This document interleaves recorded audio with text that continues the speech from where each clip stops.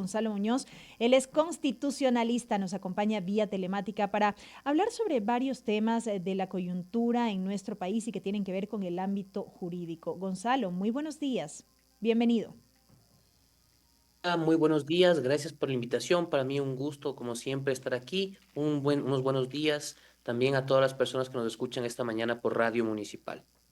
Gracias, Gonzalo, nuevamente por estar con nosotros compartiendo estos minutos, varios temas que abordar sin duda alguna respecto de lo acontecido en nuestro país en las últimas horas. Pero quisiera arrancar a propósito de esta audiencia prevista alrededor del caso de la vicepresidencia, de la vicepresidenta de la República, porque daba cuenta yo justamente de una nota que se publicaba en las últimas horas en el sentido de que para esta semana finalmente ya está prevista esta audiencia para resolver estos recursos que presentó la vicepresidenta Verónica Abad alrededor de varios decretos ejecutivos del presidente de la República. ¿Qué expectativa puede haber respecto de la decisión que se tome por parte de los jueces alrededor de este tema?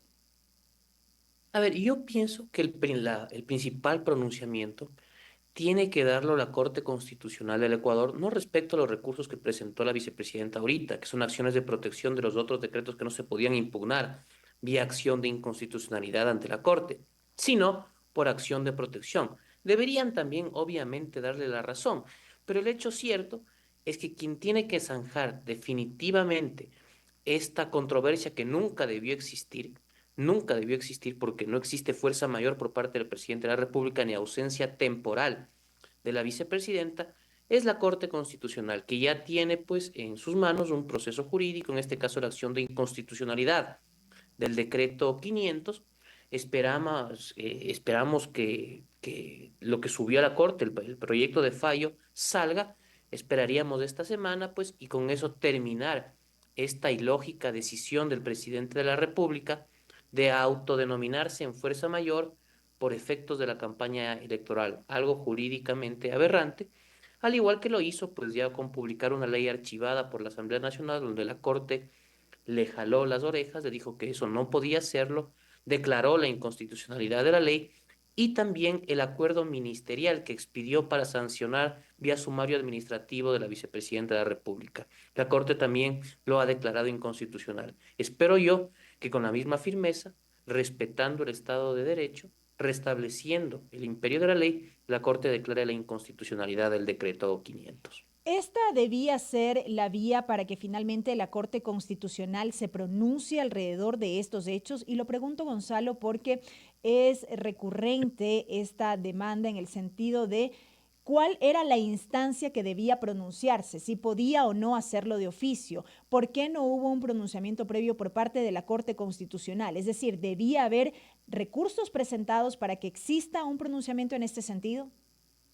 Por supuesto que sí, yo también he escuchado lo mismo. Es importante que la ciudadanía conozca que la Corte Constitucional no tiene ninguna competencia para pronunciarse respecto de un caso de oficio, es decir, sin que medie un proceso jurídico para su conocimiento. En este caso se han presentado pues varias cuestiones a la Corte. En primer lugar, la inconstitucionalidad de la ley antipillos se pronunció. La inconstitucionalidad al acuerdo ministerial que permitía, ¿cómo se llama? Sumariar a la vicepresidenta de la República, pues también la declaró inconstitucional. Y ahora se presentó una demanda de inconstitucionalidad al decreto 500 y también va a pronunciarse, pero sin que exista ese impulso por parte de los ciudadanos ecuatorianos, de las partes interesadas ante la propia Corte Constitucional, esta no tiene de oficio capacidad para pronunciarse en ningún sentido.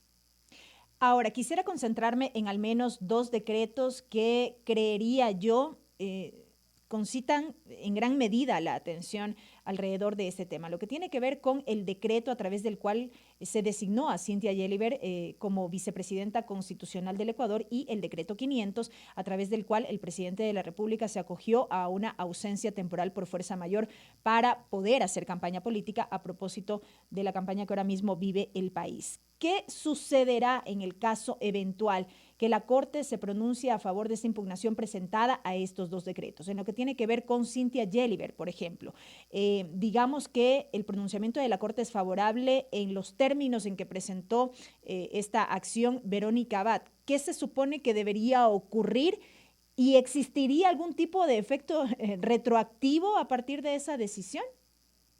A ver, las demandas de inconstitucionalidad, como usted bien menciona, se presentaron en contra del decreto 494, que implica la designación de la señora Gelibert como vicepresidenta de la República, y del decreto 500, donde el presidente se autodenomina en fuerza mayor, ¿sí? Se autodeclara en fuerza mayor, y también la nombra y le encarga la presidencia de la República a la señora Gelibert. Respecto del primer decreto del 494, la Corte no va a pronunciarse. ¿Por qué? Porque ya estableció que solamente la designación de la señora Gelibert no es un acto con efectos generales susceptible de una acción de inconstitucionalidad, sino que tiene que ser impugnado por otra vía, que es precisamente lo que comentábamos al inicio de la entrevista, que está haciendo ahora la vicepresidenta demandándolo vía acción de protección. Ujú. Ahora bien, respecto del decreto 500, ahí tiene que resolverse desde mi punto de vista dos problemas jurídicos. ¿Cuáles son estos? El primero es si existe o no existe una fuerza mayor al amparo del artículo 146 de la Constitución para que el presidente de la República no pueda hacer campaña. Pues en este caso es evidente, para mí, la respuesta que debería dar la Corte: no existe fuerza mayor. La fuerza mayor es algo, un hecho irresistible que le impediría al presidente de la República ejercer su cargo, cosa que no En existe en hechos este concretos, Gonzalo, ¿cuándo se configura precisamente la fuerza mayor? Por ejemplo, en un terremoto, en un desastre natural, algo que le impida ejercer su cargo, algo que no sea previsible. En este caso es absolutamente previsible. La campaña electoral es un acto que siempre se supo que iba a ocurrir y que por el cual la propia ley, la normativa infraconstitucional, ha establecido que tiene que pedir licencia a la Asamblea Nacional, otra figura distinta pues a la fuerza mayor, y no lo ha hecho. Entonces, esa va a ser la primera consecuencia, lo que tiene que pronunciarse la Corte. Va a decir: a ver, fuerza mayor no existe, usted tuvo que haber pedido licencia, eso es lo que tenía que hacer. Y en segundo lugar, al encargar la presidencia a la señora Gelibert, debería la Corte pronunciarse respecto de la ausencia temporal o no de la vicepresidenta de la República Abad. Esos son los dos problemas jurídicos que a mi juicio debería resolver la Corte. Ahora bien, si bien es cierto, múltiples lecturas jurídicas dan cuenta de que no se ha configurado una fuerza mayor, como alegó el presidente de la República, cuáles pueden ser las repercusiones a partir de, insisto, el pronunciamiento de la Corte Constitucional cuando en efecto determine que no hubo fuerza mayor y por lo tanto debía solicitar licencia. Eso por un lado. Además, ¿cuánto tiempo podría tomar este pronunciamiento de la Corte Constitucional, considerando que estamos prácticamente a menos de 2 semanas o 2 semanas de que concluya la campaña electoral? A ver, la Corte ya priorizó el caso. Entiendo yo que iba a ser tratado en la sesión del jueves anterior. Parece que todavía no hay un fallo, pero en mi criterio pienso que no debería pasar de esta semana por las razones que usted está indicando. El timing es fundamental. ¿De qué le sirve a la Corte sacar esto luego de la campaña si ya se ha violado toda la ley y el derecho, incluido temas fundamentales como tener un presidente candidato? Así que yo espero que para esta semana pues tengamos una respuesta en el sentido que estamos comentando de la Corte Constitucional. En el caso de los efectos del decreto 500, hay que ser claros: la inconstitucionalidad de una norma, sea este un acto administrativo, un acto normativo o una ley, siempre rige para efectos generales, perdón, siempre rige para el futuro, ¿sí? Con ciertas excepciones. Una excepción, por ejemplo, fue la ley Antipillos, que dijo que si bien debería regir para el futuro, toda vez que fue inconstitucional desde que se expidió y se promulgó, para evitar problemas a los ciudadanos que podrían tener, se declaró la inconstitucionalidad también de forma retroactiva. No creo yo que la Corte haga lo mismo con el decreto 500. Sin embargo, si es que en efecto no hay estos efectos retroactivos a partir del fallo de la Corte Constitucional, en la medida en que, insisto, el pronunciamiento sea favorable a Verónica Abad, es posible que se presenten recursos ante, por ejemplo, el Tribunal Contencioso Electoral para que se sancione lo que se habría configurado en este tiempo, es decir, una infracción electoral por parte del presidente candidato. Yo pienso que la infracción electoral del presidente, las infracciones electorales del presidente son inobjetables, son clarísimas. Desde el primer día que empezó la campaña, cuando solicitaba el voto a través del Palacio de Carondelet con toda la gente ahí abajo, pues eso es una innegable campaña electoral. Y muchísimos actos más. Ya se han presentado, entiendo yo, Ujú.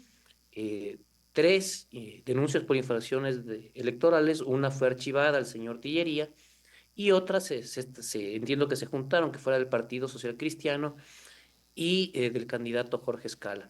Para mí tiene un claro caso contencioso electoral, toda vez que, pues, al amparo de lo establecido en el artículo 278, numeral 3 y 279, numeral 5, el presidente indujo al voto en ejercicio de un cargo público y, en segundo lugar, utilizó bienes y recursos públicos para hacer campaña. Correcto. Gonzalo, dejo hasta aquí este tema para hablar de la ley antipillo, sobre lo cual también ha referido a lo largo de esta entrevista, porque sin duda alguna eso fue noticia previo a este fin de semana. Diría que un poco se ha diluido, pero en todo caso la Corte también se pronunció alrededor de esta ley y dispuso que sea expulsada de nuestro ordenamiento jurídico, toda vez que se determinó que el presidente de la República no tenía esta potestad para enviarla al registro oficial para su publicación y vigencia. Y esto tuvo su origen en la discusión de si procedía o no su archivo tras el primer debate en la Asamblea Nacional. Al final del día diríamos que la Corte le dio la razón a muchos. Le dio la razón al imperio de la ley Uh -huh. y a lo establecido claramente en la propia Constitución, en su artículo 140 y en el artículo 60 de la Ley Orgánica de la Función Legislativa. Lo siento. Tranquilo. ¿Qué es lo que dice, qué es lo que dice el artículo 140? Que un proyecto de ley urgente económico seguirá exactamente el mismo trámite que un proyecto de ley ordinario, excepto en los plazos. Es decir, es exactamente el mismo trámite con excepción en los plazos. Y esto pues complementa con el artículo 60 de la Ley Orgánica de la Función Legislativa, que le permite al Parlamento negar y archivar tanto proyectos urgentes económicos como no en primer debate. Eso sostuve yo, y lo sostuvieron varios juristas también, desde el primer día que el presidente de la República quiso hacer esta zapada, ¿sí? De publicar una ley negada y archivada por la Asamblea Nacional. Ahí salieron otros respetables, pues, abogados con un criterio distinto que, desde mi punto de vista, no tenía ningún sentido, porque la ley es clara. El artículo 60 permite la negativa y el archivo. Bueno, hizo bien la Corte cuando en diciembre, al admitir el caso, procedió a suspender la norma y ahora ya tenemos, pues, los resultados declarándola inconstitucional bajo los criterios que siempre sostuvimos, que la Asamblea estaba facultada para negar y archivar en primer debate la ley. Eso es bueno. Se ve cómo la Corte Constitucional, en este caso la justicia constitucional, se está convirtiendo en un freno, el contrapeso necesario en una democracia cuando existen abusos de poder. Gonzalo, yo escuchaba días atrás a una colega comentar sobre otro tema, pero hablaba justamente de estas claridades. Cuando hay discusión sobre diferentes temas y eso tiene asidero en la normativa, digamos así, siempre se dice que la ley es clara, que hay claridad en nuestra norma. Sin embargo, ella decía, esto puede resultar subjetivo precisamente para quien defiende esas claridades. La ley orgánica de la función legislativa es realmente lo suficientemente clara como para que esta tesis que se impulsó por parte del gobierno no tenga asidero, es decir, no es necesarias o no son necesarias ciertas precisiones en la normativa para evitar estas discusiones. Sí, hay juristas que dicen que no es tan clara la ley. En mi criterio lo es. Uh -huh. El artículo 60, que trata el primer debate tanto para primero, perdón, para agentes económicos como para ordinarios, permite la posibilidad de negar y archivar en primer debate. Y eso se complementa con la Constitución que yo le comentaba, en el sentido de que el trámite urgente económico será el mismo que el ordinario, excepto en los plazos. Entonces era inobjetable. ¿Qué era lo que decían los otros abogados, ¿no? Que la Constitución, el artículo 137, establece dos debates para para que pueda ser aprobado un proyecto de ley. Pero para que pueda ser aprobado, pues, no para negarlo. La Asamblea Nacional tiene la potestad, como estamos mencionando, de negar un proyecto de ley. Y para eso no se necesitan los debates. Dijimos eso desde el día uno. Y es, pues, precisamente lo que la Corte Constitucional, muy importante mencionarlo, por unanimidad, con 9 votos a favor, resolvió respecto de declarar la inconstitucionalidad de la ley antipillos de forma muy correcta. Ahora bien, más allá de que la Corte Constitucional haya declarado la inconstitucionalidad de esta ley, denominada de manera general ley antipillos, en realidad se denomina Ley Orgánica para la Mejora Recaudatoria a través del combate al lavado de activos. Más allá de este pronunciamiento, esto no quita la posibilidad de que el presidente de la República pueda presentar nuevamente una iniciativa en similares términos a la Asamblea Nacional para su análisis. Claro, a ver, la ley no era ni antipillos ni mejora recaudatoria, no le quedaba bien ninguno de los dos nombres.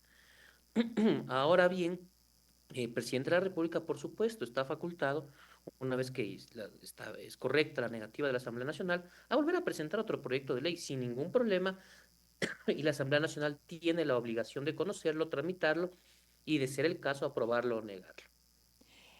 Esta iniciativa, en los términos en que fue analizada en este primer debate en la Asamblea Nacional, ¿buscaba realmente prevenir y combatir el lavado de activos? Hubo cuestionamientos alrededor de su contenido y usted así lo dejó entrever hace instantes. Lo que planteaba esta normativa era aumentar o poner un impuesto mayor respecto a la compraventa de autos usados. Un impuesto que, dicho sea de paso, ya existe en cierta forma, que es del 1%. Ahora lo ponían en una tabla, dependiendo de los valores, etcétera. Según el gobierno, pues que esto evitaba o controlaba el lavado de activos por temas de narcotráfico, cuando desde mi punto de vista lo que estaba haciendo es cobrar más por ese tipo de actos, por no ejercer ninguna facultad de control que al día de hoy no exista. Entonces no tenía sentido. Pienso que en temas de conveniencia, la Asamblea hizo bien en negar el proyecto y pues qué bueno que esa decisión haya sido respetada por la Corte Constitucional. Y lo último para finalizar, Gonzalo, a su juicio, ¿qué elementos pudieron haber mejorado en el análisis de esta norma para que en efecto cumpla los fines o los propósitos con los cuales fue presentada? En el tema de un lavado de activos, uno esperaría pues un efectivo control de las actividades ilícitas por parte del sistema bancario, etcétera, no un aumento de impuestos. Eso era absolutamente ilógico. Es que lo dijo otro buen abogado, amigo mío, es quieren grabar respecto de actividades ilícitas. Entonces, no tenía ningún sentido. Pienso yo que el presidente, si quiere, pues, realmente evitar el lavado de activos o trabajar conjuntamente con los distintos órganos en pro de erradicarlo, tenía que hacer un esfuerzo mayor al que se hizo en esta ley. Correcto, Gonzalo. Muchísimas gracias por el tiempo y por haber compartido con nosotros estos criterios alrededor de estos temas de la coyuntura de nuestro país. Siempre un gusto para mí, gracias a usted, a todas las personas que nos escucharon esta mañana. Gonzalo Muñoz, constitucionalista, quien nos ha acompañado esta mañana aquí en 102.9 Noticias Primera Emisión.